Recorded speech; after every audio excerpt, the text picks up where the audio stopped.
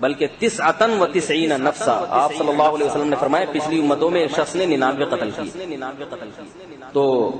تو توبہ کا خیال آیا، مشہور حدیث ہے، راہب کے پاس گیا، بھائی میں نے 99 قتل کیے ہیں، کیا میری توبہ قبول ہو جائے گی؟ وہ راہب بزرگ تو تھے لیکن علم نہیں تھا. انہوں نے کہا ایک دو ہوتے تو چلو، 99 کی توبہ کہاں سے قبول ہوگی؟ اس نے کہا جب توبہ قبول ہی نہیں ہونی، جانا جہنم میں ہی ہے، سینچری پوری کر لو. راہب کو بھی جان سے مار دیا. پھر اس کو خیال آیا نہیں بھائی شاید توبہ قبول ہو جائے، اللہ میری مغفرت کر دے. لوگوں سے پوچھا، لوگوں نے کسی عالم کا پتہ بتایا، فدل علی رجل عالم فاتاه فقال انه قتل 100 نفس هل له من توبہ، میں نے 100 قتل کیا، کیا توبہ قبول ہو جائے گی؟ ان عالم نے کہا، حوصلہ افزائی کی، فرمایا کیوں نہیں ہوگی؟ لیکن ان عالم نے کیا ان کو بتایا، انطلق الى ارض كذا وكذا فان بها اناسا يعبدون الله فاعبد الله معهم. ان عالم نے کہا اس جگہ کو چھوڑو جہاں تم رہتے ہو. ان عالم کو پتا تھا یہ توبہ کر کے یہاں قائم نہیں رہ سکتا. توبہ چاروں طرف اس کے پان گٹکے والے لوگ ہیں، ٹارگٹ کلر ہیں، ساری انہی میں دوبارہ بیٹھے گا.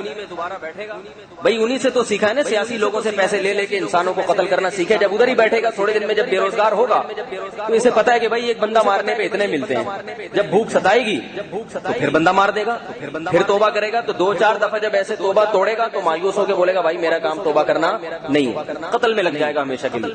وہ عالم واقعی عالم تھے، انہوں نے کہا کہ توبہ بھی کرو مگر یہاں جا کے نہیں، انطلق الى ارض كذا وكذا، فلاں فلاں جگہ پہ جاؤ، فإن بها اناس يعبدون الله فاعبد الله معهم، وہاں اللہ والے ہیں عبادت کرتے ہیں، انہی میں جا کے رہ لو.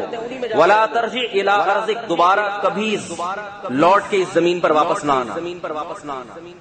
سچی توبہ کی نیت تھی نا اس نے قربانی دی، اس نے کہا اپنے علاقے کو چھوڑ دوں گا میں. تو اللہ کو اس کی سچی توبہ اتنی پسند آئی کہ حدیث میں آتا ہے آدھے راستے پر پہنچا تھا، موت کا وقت آ گیا، ابھی توبہ کی نہیں ہے، آدھے راستے پر پہنچا، موت کا وقت آ گیا. فاختصمت فیہ ملائکۃ الرحمہ وملائکۃ العذاب، فرمایا نبی صلی اللہ علیہ وسلم نے موت کے فرشتوں میں اور عذاب کے فرشتوں میں جھگڑا ہو گیا. قالت ملائکۃ الرحمہ جاء تائبا مقبلا الی اللہ عز وجل، جو رحمت کے فرشتے تھے انہوں نے کہا بھائی یہ تو توبہ کے ارادے سے نکلا ہے.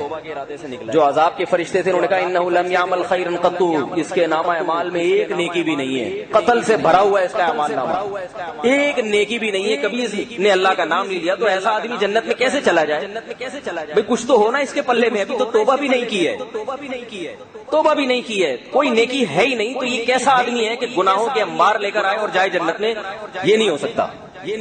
دونوں جھگڑ رہے ہیں، دونوں قسم کے فرق. یہ اللہ تعالیٰ کی ایک رحمت تھی، ورنہ اللہ چاہتے تو بتا دیتے، لیکن اللہ چاہتے ہیں کہ تھوڑا سا ان میں جھگڑا ہو، پھر میں فیصلہ کروں. تو حدیث میں آتا ہے کہ ایک فرشتے کو اللہ نے بھیجا، کہا کہ جاؤ دونوں کے درمیان فیصلہ کرو، دلائل دونوں کے سنو. دونوں کے دلائل سنے تو جو قاضی اور جج بن کے فرشتہ آیا اس نے کہا دلائل تو دونوں کے معقول ہیں بھائی، ایک نیکی بھی نہیں ہے تو جنت میں کیسے جائے گا؟ لیکن بہرحال جا تو نیکی کے ارادے سے رہا ہے، توبہ کے ارادے سے رہا ہے، اگرچہ توبہ کی نہیں ہے. تو حدیث میں آتا ہے کہ اس فرشتے نے کہا کہ زمین ناپو، اگر یہ نیک لوگوں کی بستی کے قریب پہنچ چکا ہے تو اس کو نیک لوگوں میں شامل کر لو، اور اگر ابھی برے لوگوں کی بستی کے قریب ہے تو اس کو برے لوگوں میں شامل کر لو.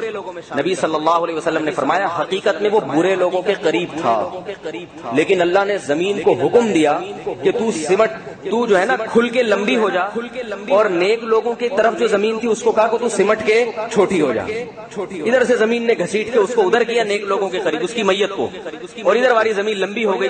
فرشتوں نے ناپا تو وہ نیک لوگوں کی زمین کے قریب تھا، اور اللہ نے اس کی مغفرت کر دی.